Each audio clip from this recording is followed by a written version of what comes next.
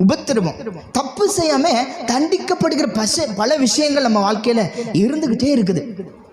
சிலர்லாம் சொல்லுவோம், நம்ம தவறு செய்து தண்டிக்கப்பட்டது பல விஷயமா இருந்தாலும் தப்பு செய்யாம எவ்வளோ நாளுக்கு அந்த கேள்விக்கு பதில் கிடைக்காமே தண்டிக்கப்பட்டு இருக்கிறோம்.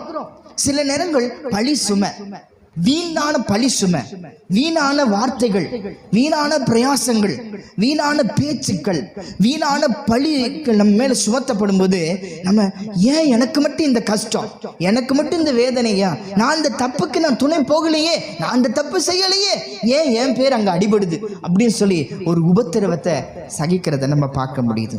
ஆண்டவர் சொல்றாரு, உங்கள் இருதயம் கலங்காத இருப்பதாக தேவனிடத்தில் விசுவாசமா இருங்க. நம்ம மனுஷனை நம்பி ஏமாந்து போன பல விஷயம் இருக்கலாம், ஆனா தேவனை நம்புங்க.